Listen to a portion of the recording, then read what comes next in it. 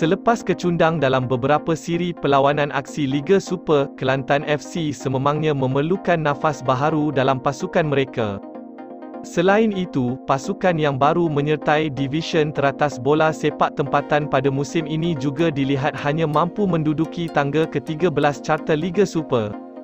Walaupun The Red Warriors melantik bekas pengendali Harimau Muda, iaitu Frank Berndat, kelab berpangkalan di pantai timur itu masih gagal untuk menunjukkan aksi cemerlang apabila tewas dalam 3 perlawanan terakhir dalam Liga Super. Lebih memalukan lagi, pasukan itu hanya menang menentang pasukan dari Liga M3, Manjung City FC di Piala FA. Sehubungan itu, harapan utama penyokong agar pihak pengurusan kelab merombak semula barisan pemainnya menjelang jendela perpindahan kedua, supaya mampu bersaing dengan pasukan lain. Dalam perkembangan sama, pemilik TRW, Norizam Tukiman atau Zamsaham, pada ketika ini juga dilihat tidak hanya berdiam diri dan cuba untuk menambah baik prestasi pasukan walaupun dihimpit pelbagai cabaran.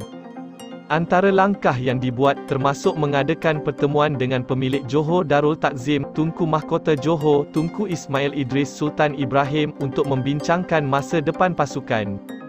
Pada masa sama, dia turut memberi bayangan bahawa beberapa pemain JDT bakal menyertai pasukannya selepas menghadap pemilik skuad Harimau Selatan berkenaan. Jika melihat pada beberapa aksi perlawanan kelab tersebut, ada dalam kalangan penyokong berasakan pasukan kesayangan mereka itu masih rapuh di bahagian benteng pertahanan.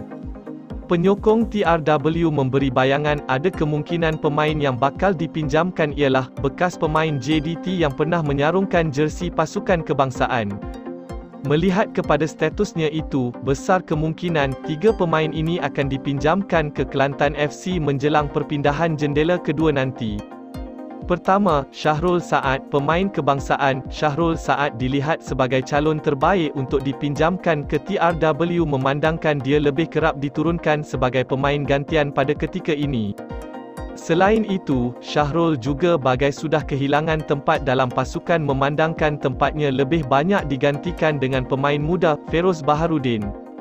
Sekiranya bekas Kapten Perak FC itu diberi peluang untuk menyarung jersey Kelantan FC, sudah pastinya Syahrul yang bermain di posisi bek kiri dan tengah mampu mengukuhkan lagi benteng mereka. Kedua, Adam Nor Azlin. Ramai yang berasakan bagi musim ini Adam wajar dipinjam ke kelab lain kerana jarang diturunkan berbanding musim lepas.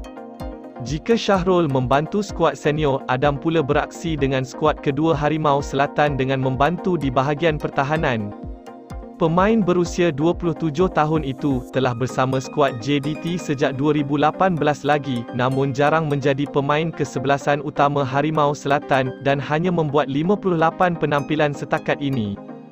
Berpindah ke Kelantan adalah pilihan terbaik buat anak jati Selangor itu untuk dia mendapatkan minit permainan.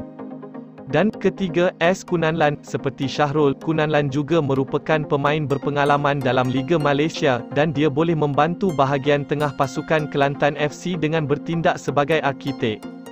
Mungkin, walaupun amat jarang beraksi, tetapi tidak mustahil dia menjadi rebutan kerana mampu memberi impak positif kepada pasukan secara keseluruhan. Beraksi di bahagian tengah, Kunanlan memang dikenali sebagai pemain yang cukup terkenal dengan kelajuan lariannya, malah, ramai pemain pertahanan gagal mengawal Kunanlan disebabkan kelajuannya berlari. Melihat kepada prestasinya itu, TRW tidak sepatutnya melepaskan peluang mengambil pemain itu dalam pasukan mereka.